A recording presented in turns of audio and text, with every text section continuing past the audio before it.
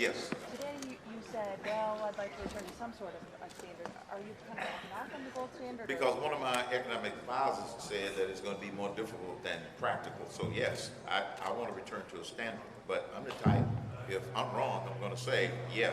But he does say that we can establish some sort of standard. He said we could get to the gold standard. So I don't want to make a hard and fast statement that we are going to get to the gold standard. Don't know if that's possible because of that $14 trillion debt. Now, that being said, if we pay down the debt, guess what becomes the standard? The dollar. The problem is the debt, not the standard. But we move toward the standard by bringing down the debt. So you do feel like you were wrong before when you said I didn't say I was wrong. No, I didn't say I was wrong. I said, I made the statement, I believe that we should get back to the gold standard. Now, I have gone back and done some more work and found out from one of my senior advisors that that's going to be more difficult than possible. So I don't want to mislead people. Okay? Mr. Cain, Yes. Newt Gingrich recently came out in favor of a poll test. I was wondering if you think it's important for citizens to pass a literacy test or a history test before they're allowed to vote. He came out for a literacy test? A poll test. A yeah. poll test? Hadn't heard about that one. Stupid people are ruining this country, I do know that, but off the top of my head, I don't like that idea. Off the top of my head, I do not like that idea. Why?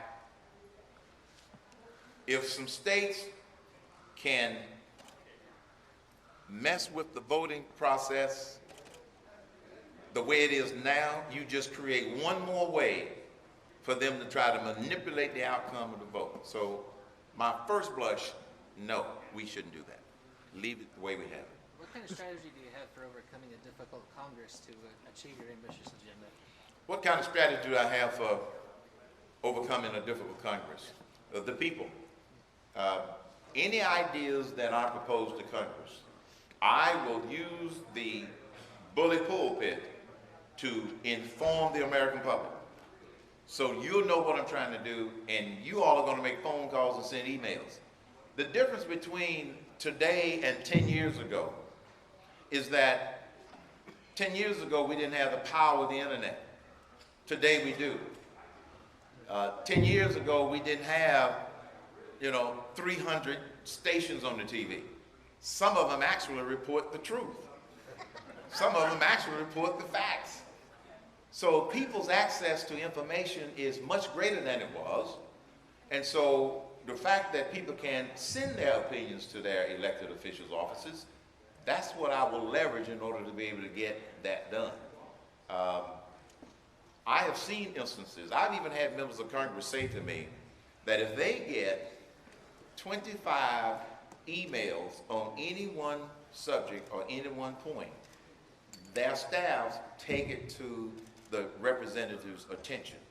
So see, when they are getting thousands of folk calling in and melting the phone lines, this is how you get it done. You basically make the people part of the solution, and you make the people your army to put pressure on Congress. Mr. Cain, that didn't seem to work with Obamacare. So how would we get Congress to respond differently if they didn't do it with Obamacare when people were melting the phones?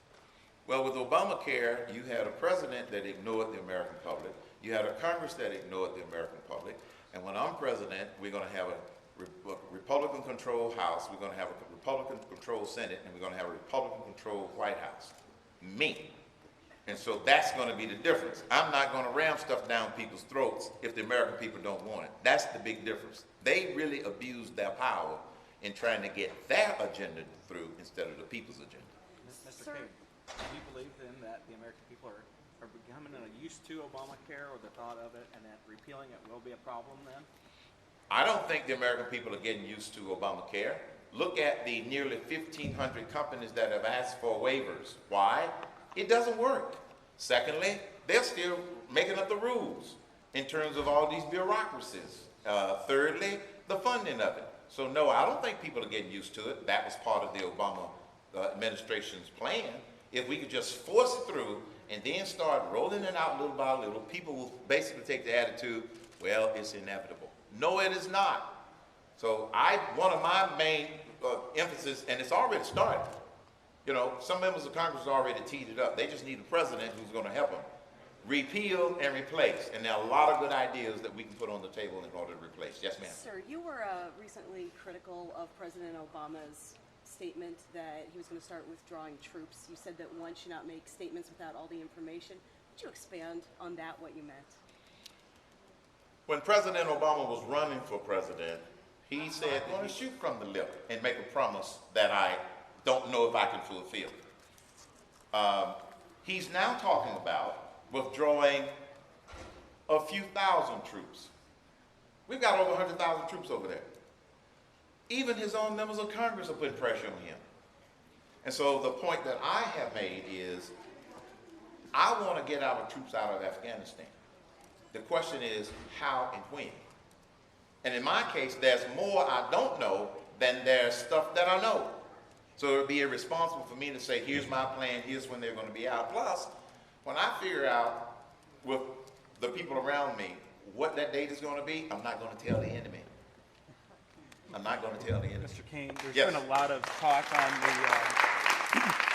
on the ethanol industry, different candidates commenting. What's your position on ethanol? My position on ethanol is that that is one way for us to deal with the energy situation we have. We need to have ethanol, methanol, blended fuels. It gets back to this flex fuel technology that I'm talking about.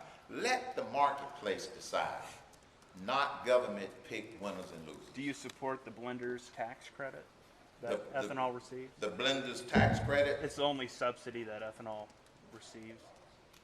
can't answer that because I'm not totally familiar with how it would be impacted relative to the rest of the tax code. See, the tax code is the problem. Remember I talked about working on the right problem? The right problem is we get rid of the tax code and we open up, remove the barriers that's preventing all of our various alternatives from being able to be in the marketplace. Do you think you could beat Sarah Palin if she jumps into the race? Do I think I could beat Sarah Palin if she jumps into the race? I am confident that we would have a spirited contest. And to be honest with you, I would welcome Sarah Palin if she jumps into the race. I would welcome Michelle Bachmann if, when she makes her formal announcement, because I happen to believe that we, contrary to what some people say, I think we have a strong field. I don't think we have a weak field. And the more the merrier, because if you've got Sarah Palin and Bachmann and Cain and all of the others, that just means that the conservative message is going to have more voices out there for the next 18 months. I think that is a good thing. Now, can I beat Sarah Palin? The voters are going to have to decide.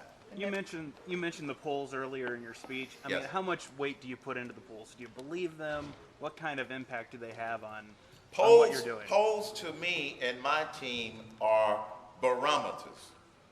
The barometer, what I mean by that is we look at a poll to see if it's getting hotter or colder, not the absolute position.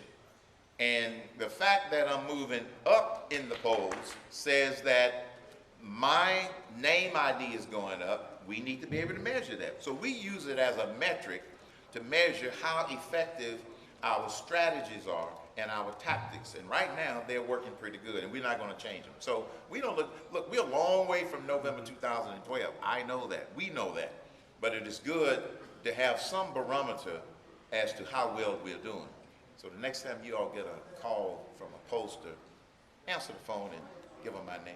Is your fundraising going up too with your poll numbers going up? Yes, it is. The question is my fundraising going up? I can't tell you exactly how much, but I know that some people out there wondering if my campaign is broke. No, it is not. I was on Chris Wallace, as you know, and Chris said, is your campaign broke? You only have $13 in your Hermanator pack? I said, Chris, you're looking at the wrong fund. We put that one on, we made that one dormant back at the end of December. Friends of Herman Cain is where you write your checks. Hint, hint. Friends of Herman Cain. Now, that fund is doing just fine. And the first report publicly will be mid-July. Now, to go back to your other question, because I wanted to dispel that other little myth about my campaign being broke. When we did the debate in South Carolina, the number of volunteers signing up on the Herman Cain website increased dramatically. and the online fundraising increase, and fundraising in general. After we did our announcement rally in Atlanta, where we were hoping to attract 5,000 people, and I'm proud to say we had over 15,000 people at the rally. 2 weeks ago, May 21st, the online fundraising and the fundraising went up some more. As a result of last week with these poll results, the barometers, it went up more. The more I'm on TV and the more people learn about me, the more they say, this guy is serious, that he's serious. So yes, it did have a positive effect. Mr. Cain, you recently came under fire for your comments about the kind of people you would appoint to your cabinet. Would you be opposed to appointing an openly gay but qualified person to be in your Nope, not cabinet? at all. I wouldn't have a problem with that at all. I just want people who believe, I want them qualified. I want them to, basically believe in the Constitution of the United States of America. So, yep, I don't have a problem with appointing an openly gay person because they're not going to try to put Sharia law in our laws. As we